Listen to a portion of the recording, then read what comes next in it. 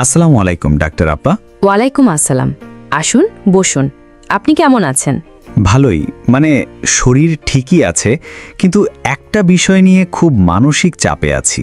নিশ্চিন্তে বলুন। আপনার সমস্যা যতটা গুরুত্বের, তার চেয়েও গুরুত্বপূর্ণ হলো আপনি সেটা বলতে এসেছেন। আমি শুনছি। আমি বিবাহিত প্রায় 1.5 বছর। আমার স্ত্রী খুব ভালো, সব দিক থেকে মিল আছে, কিন্তু সহবাসের সময় আমি নিজেকে ঠিক রাখতে পারি না। খুব দ্রুত বীর্যপাত হয়ে যায়, খুব অস্বস্তি লাগে, মন খারাপ হয়, স্ত্রীও হতাশ হয়। আমি বুঝতে পারছি। আপনার সমস্যাটা হচ্ছে দ্রুত বীর্যপাত, বা মেডিকেল ভাষায় যেটাকে বলে প্রিমেচিওর এজাকুলেশন। এটা খুব সাধারণ একটা সমস্যা। বহু পুরুষই এতে ভোগেন। আপনি একা নন। আমার মনে হচ্ছিল হয়তো আমি পুরুষত্বহীন হয়ে পড়ছি। না না, একদমই না।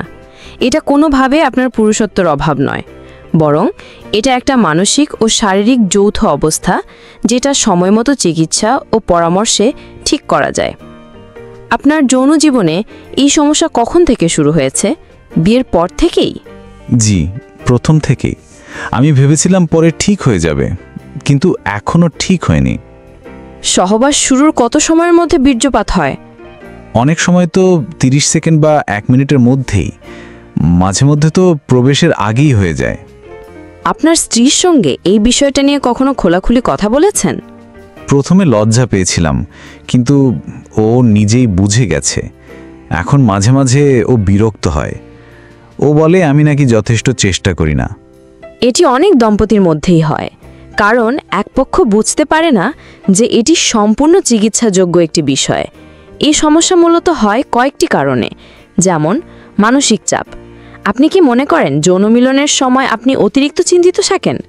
উত্তেজনার ওপর নিয়ন্ত্রণ না থাকা, হরমোনজনিত সমস্যা, পর্নোগ্রাফি বা অতিরিক্ত হস্তমৈথুনের অভ্যাস, নির্দিষ্ট কোনো ঔষধের পার্শ্ব প্রতিক্রিয়া।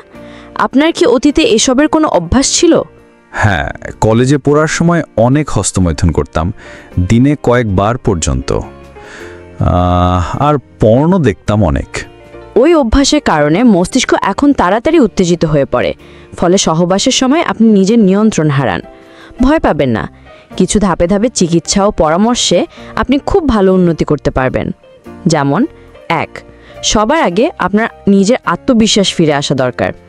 আপনি একজন সক্ষম পুরুষ, এই বিশ্বাস নিজেকে দিতে হবে। 2.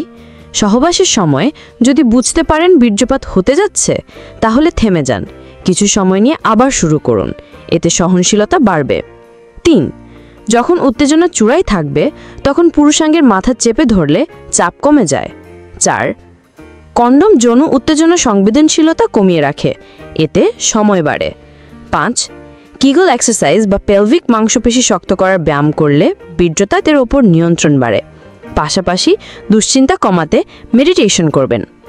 আমি প্রাথমিকভাবে ওষুধ না দিয়ে চেষ্টা করার পক্ষপাতী, তবে দরকার হলে সাময়িকভাবে কিছু ঔষধ প্রেসক্রাইব করা যায়।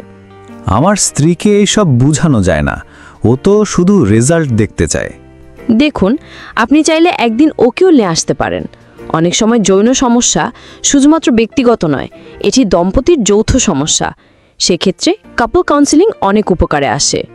আপনার স্ত্রী যদি বুঝতে পারেন আপনি চেষ্টা করছেন, তবে সে আপনাকে সাপোর্ট করবে। দাম্পত্য জীবনে খোলামেলা আলোচনা খুব দরকার। আমি আপনাকে একটি এক্সারসাইজ চার্ট এবং কিছু রিল্যাক্সেশন টেকনিক দিচ্ছি। এই রুটিন মেনে 2-3 সপ্তাহ অনুসরণ করুন। প্রয়োজনে ফোনে যোগাযোগ করুন, আর মাসখানেক পরে একবার ফলো আপে আসবেন। তখন আমরা মূল্যায়ন করব কতটা অগ্রগতি হয়েছে। ধন্যবাদ ডাক্তার আপা, আপনাকে খুলে বলতে পেরে অনেক হালকা লাগছে। আশা করি ঠিক হয়ে যাব। নিশ্চিতভাবে আপনি ঠিক হয়ে যাবেন। আপনি উদ্যোগ নিয়েছেন, সেটাই সবচেয়ে বড় বিষয়। নিজেকে সময় দিন, চাপ নেবেন না। এখন আমি চিকিৎসা নিচ্ছি এবং নিয়মিত অনুশীলন করছি। আমার আত্মবিশ্বাস আগের চেয়ে অনেক ভালো, এবং আমি বুঝতে পারছি যৌন সমস্যা কোনো লজ্জার বিষয় নয়, বরং সচেতন হলে এর সমাধান সম্ভব।